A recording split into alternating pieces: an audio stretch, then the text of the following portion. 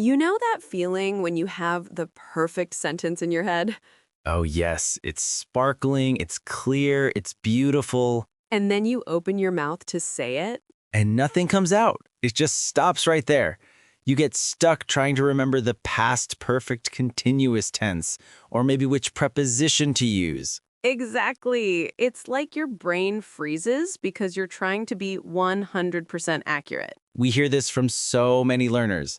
They say, I study grammar every day, but when I talk, I feel slow and nervous. That hesitation, that stopping, is what we're tackling today. Hi, everyone. I'm Leo. And I'm Mia. Welcome back to the English Blend. We're here to help you practice listening and speaking naturally. Today we are talking about moving from knowing English to actually using English. We're focusing on how to stop that internal grammar checker and just speak. We call this moving toward fluency. It's a big topic, but so important. Exactly. So grab your coffee and let's get started. Okay, let's start with a definition. What do we mean when we say fluency? For us, fluency isn't about perfection, right? It's about being able to communicate continuously. Continuous communication. That's the key phrase. It means you keep the conversation flowing even if you make small mistakes. Think of it like a river. A fluent speaker's language flows like a river. It might have some small bumps or rocks, those are the little mistakes, but it keeps moving forward. An accurate speaker, on the other hand, might stop the river completely to check if every single drop of water is perfectly clean. That's a brilliant analogy. Accuracy is important, of course. We need to know how to form sentences correctly. But if you prioritize accuracy over fluency in real-time conversation, you become slow. You start overthinking. So a fluent speaker might say, yesterday I go to the store, making a small grammar mistake with go instead of went. But the listener understands when 100%. The communication succeeded, they got their point across. Whereas the accurate speaker might pause for 10 seconds thinking, wait, is it past simple, a regular verb? Was it went or gone? Oh no, now I forgot the word for store. And by the time they start speaking, the moment is gone. The other person is maybe moved on or is looking impatient. This is why we emphasize fluency equals communication, not perfection. Focus on communication first. It's a shift in mindset. You have to be okay with being good enough for the moment. It's challenging, especially for people who are great students and love rules. Grammar rules give us comfort because they are definite. But conversation is messy and fast. It doesn't wait for you to open your grammar book. Exactly. And this leads us to the main blocker for many people. So why does focusing on grammar, even when you know it well, block your fluency? It's what linguists call the internal editor or the monitor. We all have this little voice in our heads. That voice is usually screaming, "Are you sure about that participle?" right when you need to order a coffee. Yes, you are trying to speak automatically, but the editor jumps in and forces you to think analytically about the structure of the sentence. Thinking analytically about language is great for studying. It's terrible for speaking. Speaking needs to be reactive. When you speak your native language, you don't think, I need a subject, then a verb, and then an object. You just talk. You pull whole phrases from your memory. You retrieve chunks of language. But when we focus too much on accuracy, we force ourselves back into that slow analytical mode. Even for simple things, we try to construct every sentence from scratch using grammar rules. It's like trying to build a chair from individual nails and pieces of wood every time you want to sit down. It takes ages. You need a pre-built chair. We're trying to use two different parts of the brain at once. The part that holds the analytical rules and the part that holds the automatic speech patterns. They fight each other. And the analytical brain is much slower. So you stop talking, you feel frustrated, and maybe you hit a wall. Hitting a wall means you reach a point where you can't make progress anymore, or you feel stuck and mentally exhausted. It's a very common feeling when learning. And once you hit that wall, the anxiety about making a mistake increases. You then start the next sentence more slowly and the cycle continues. We need to turn down the volume on that internal editor.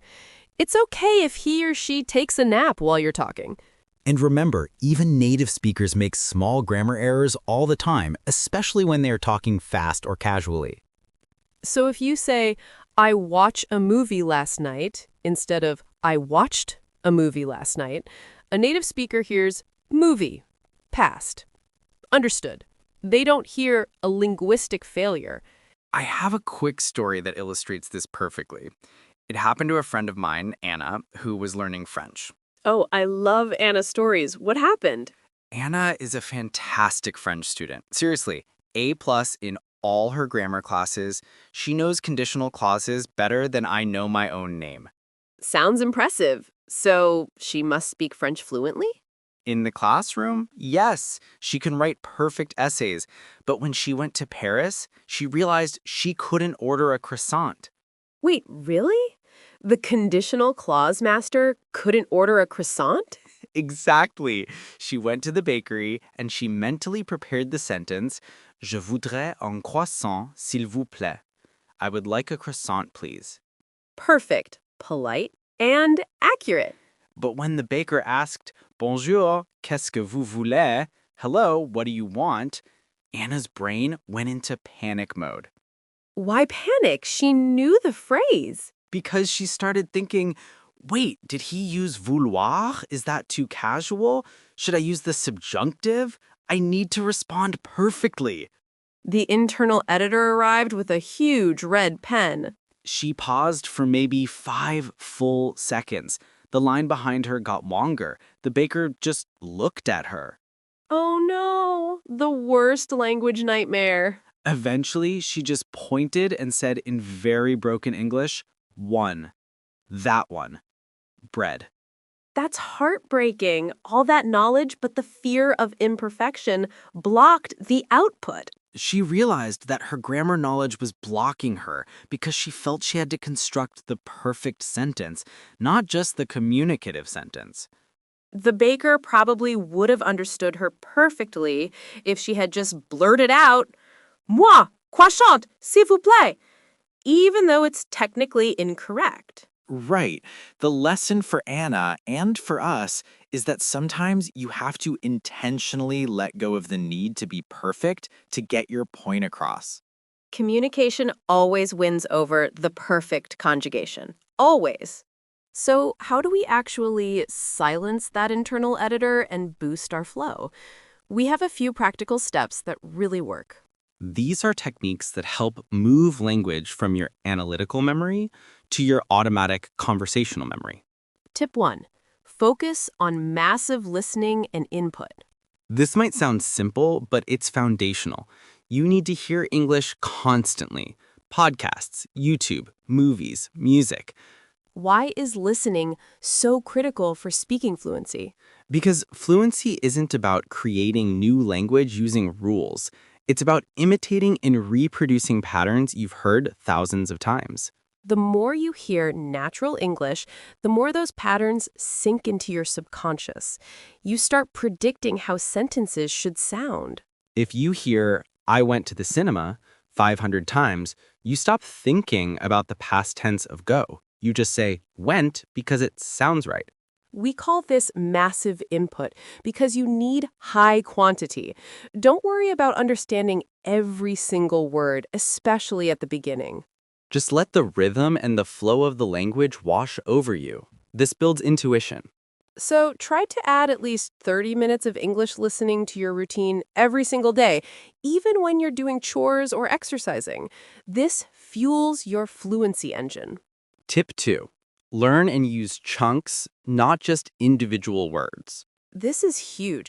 What exactly is a chunk, Leo? A chunk is a phrase or a group of words that native speakers use together, often without thinking. They are pre-packaged sentences or sentence parts. Like, how are you doing? Or, it's not a big deal. Or, to be honest with you. Exactly. Instead of learning 3 separate words, not, big, deal, you learn the whole unit. It's not a big deal. And when you need to use that idea that something isn't important, you don't have to build it grammatically. You just retrieve the chunk. It bypasses the grammar editor completely. You have a ready-made structure. This speeds up your conversation dramatically. Imagine you are at work and someone asks you if you finished a big project. Instead of thinking, I must use the present perfect tense structure and the negative form, You can just use the chunk. I haven't got around to it yet. It flows out automatically. or if you're disagreeing, instead of formulating a complex, polite rebuttal, you use the chunk, I see your point, but... Start noticing these chunks in the English you listen to. Write them down as full phrases, not as separate words. Practice repeating them as complete units. This is how children and natural learners acquire language. They hear and repeat the chunks they need. Tip 3. Implement the 3-second rule. This is a game changer for speaking practice. I love the 3-second rule because it forces you to prioritize communication. The rule is simple. If you hesitate for more than 3 seconds while speaking, you must say the next thing you can, even if it's wrong or simple. 3 seconds is not much time.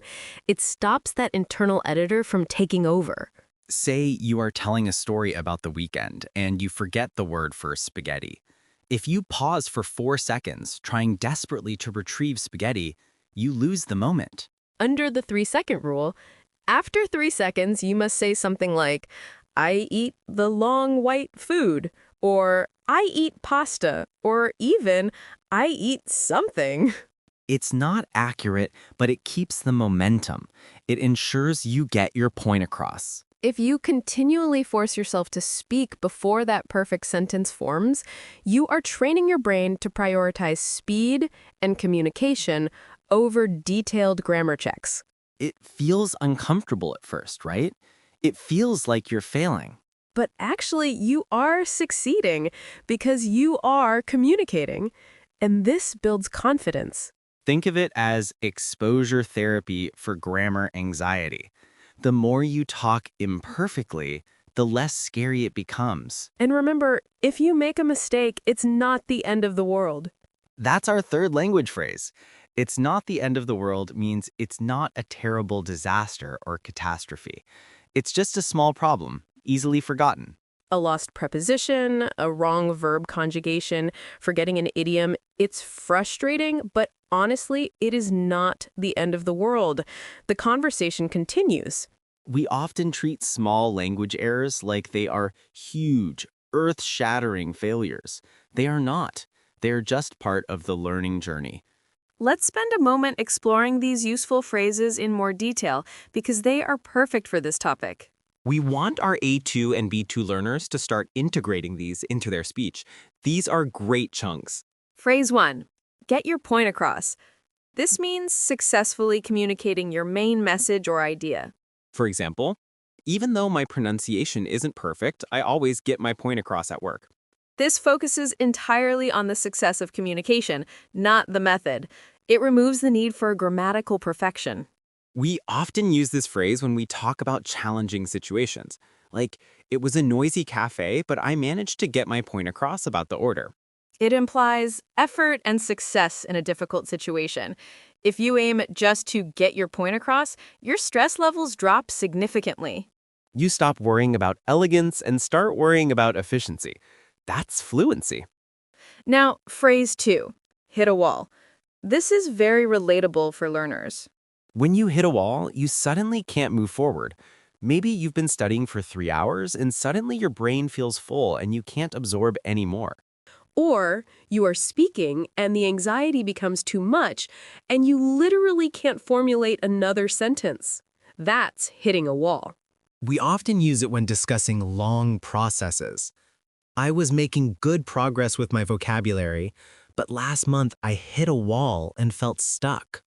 The key is recognizing when you hit a wall. If you do, the best thing to do is take a break. Don't push through that analytical exhaustion. Go back to passive listening or relaxation. And our third phrase, it's not the end of the world.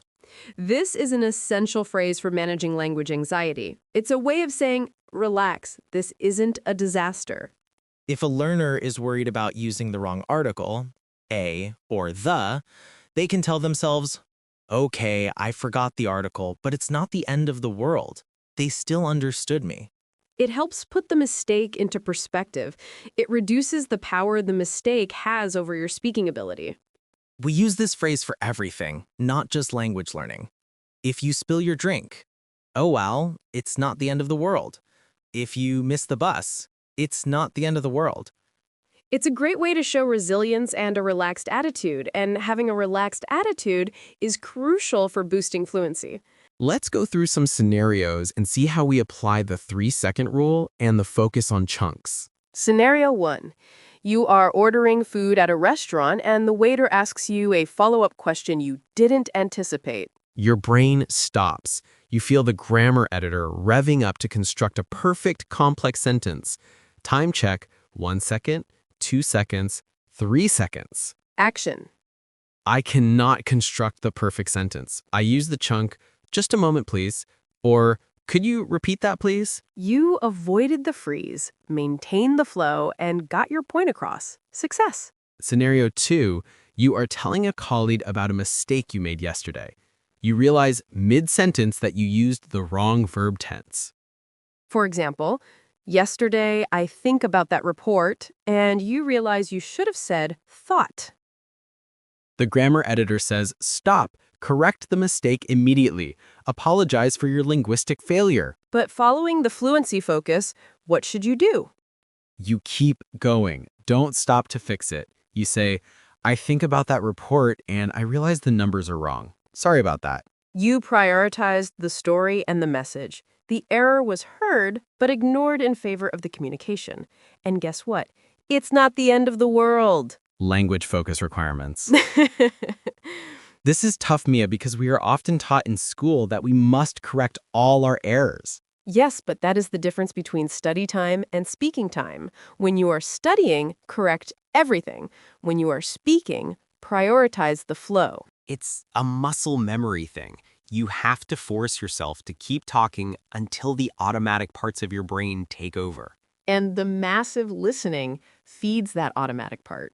Think of language acquisition like filling a huge tank with water. Grammar study puts a small, perfect amount of water in with a teaspoon. Massive listening pours in a fire hose of water. You need the fire hose to build the automatic response. You need to stop seeing grammar as the only path to speaking. Grammar is the blueprint for the house, very necessary for building.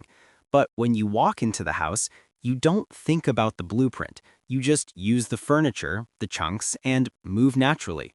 We need learners to stop holding the blueprint in their hands while they are trying to order a coffee.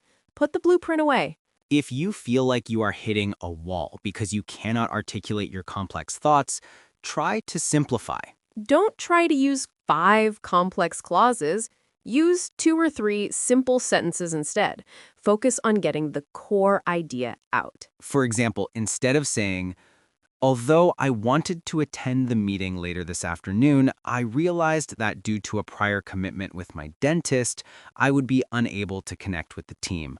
Just say, I can't go to the meeting this afternoon. I have a dentist appointment. That is fluent, clear, and you got your point across perfectly. It's effective communication. And it feels less stressful to say. Stress is the enemy of fluency. So let's quickly review what we talked about today and encourage our learners. We focused on the crucial difference between fluency, communication flow, and accuracy, grammatical perfection. And we agreed that aiming for fluency means accepting imperfection. Fluency equals communication, not perfection. We identified that the main blocker is the internal editor, which forces you to construct sentences analytically, leading to hesitation. To fight that, we introduced 3 key steps. Tip 1, massive listening.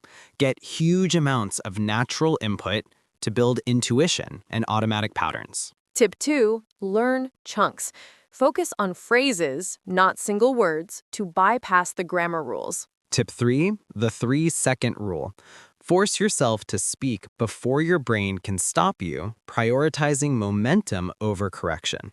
And we gave you 3 essential phrases to use and remember. 1. Focus on successfully getting your point across. That's the main goal. 2. If you feel stuck, remember you may have hit a wall. Take a break and recharge. 3. If you make a mistake, don't worry. It's not the end of the world. Just keep speaking.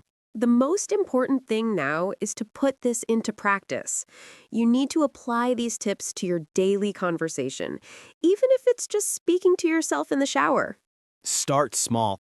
For the next week, try to practice the 3-second rule just once a day in a low-stress situation. You are a professional English conversation scriptwriter for YouTube. Our goal is to help you speak naturally and confidently. You have the knowledge. Now you just need to trust your voice. Don't let grammar hold you hostage. That was a great talk. It's important content for everyone who feels stuck in the A2, B2 level. Yes, and next time we are going to talk about how to sound more polite in English, focusing on softening requests and criticisms. We will look at even more great idioms. Thank you so much for joining us on the English Blend. Keep listening, keep practicing, and keep that flow going. Yes, see you in the next episode of the English Blend. Bye! See ya!